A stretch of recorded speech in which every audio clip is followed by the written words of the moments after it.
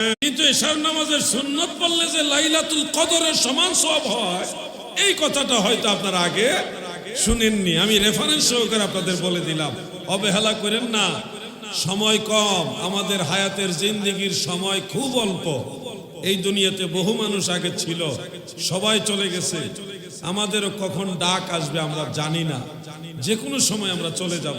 কিন্তু কিছু হইল পুঁজি নিয়ে কবরের দিকে রওনা দেওয়া উচিত। আল্লাহ যেন আমাদের তৌফিক দেন, বলেন আমিন।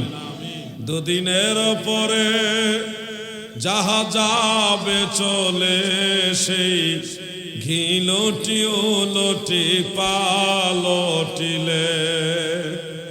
দুদিনের পরে যাহা যাবে চলে, সেই ঘিলটি ওলটি পালটিলে। মিশে মোহ বসে জ্ঞান হারাইলে, নাহি বুঝে নিলে আক্ষেপের শেল। ডোবাগাঁওয়ের নবীর প্রেমিকেরা গো,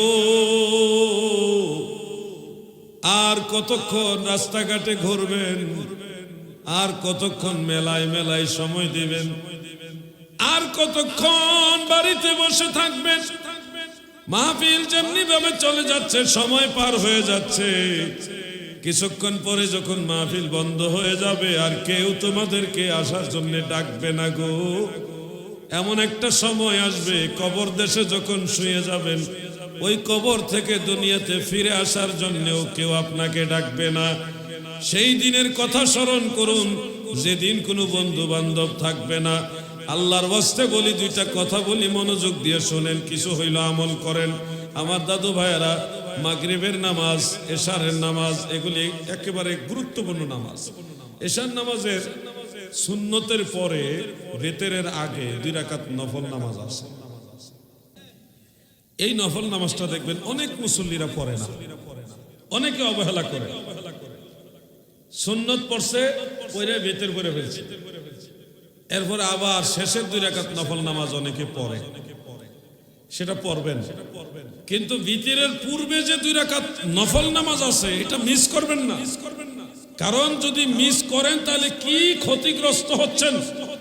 আল্লাহর রাসূল সাল্লাল্লাহু আলাইহি ওয়াসাল্লাম বলেছেন, মান হাফিজা 4 রাকাতিন বাদাল ইশাই, যারা এশারের নামাজের পরে 4 রাকাত নামাজ যথাযথ রক্ষা করে, 2 রাকাত সুন্নত পড়ে, 2 রাকাত নফল পড়ে, দয়াল নবী রাসূল আকরাম সাল্লাল্লাহু আলাইহি ওয়াসাল্লাম বলেন, এই নফল নামাজটা পড়ার সাথে সাথে তার আমল নামায় সারা রাত তাহাজ্জুদ নামাজ পড়ার সমান নেকি দান করে দেন। সুবহানাল্লাহ বলেন। আমাদের তো সেই সাধ্য নাই, সারা রাত তাহাজ্জুদ নামাজ পড়ার মতো সেই ক্ষমতা নাই, কিন্তু সারা রাত তাহাজ্জুদ নামাজ পড়ার সমান নেকি পাওয়ার সুযোগ দয়াল নবী কইরা গেছে। আমার নবী উম্মতের দরদি নবী না? এই উম্মতকে কেমনে অল্পতে বেশি লাভবান করানো যায়, অল্পতে কিভাবে জাহান্নাম থেকে বাঁচানো যায়, এই পদ্ধতি, এই শিক্ষা আল্লাহর নবী দিয়েছেন। এই জন্য সবচেয়ে বেশি নবীকে ভালোবাসি, ঠিক কিনা বলে?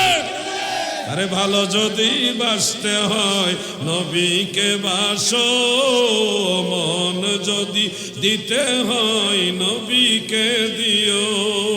নবী তরানেওয়ালা, নবী বাঁচানেওয়ালা, সেই নবীজির মহব্বতে মিলাদ পড়িও।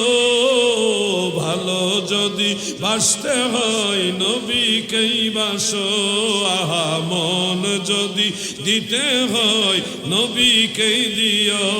আল্লাহুম্মা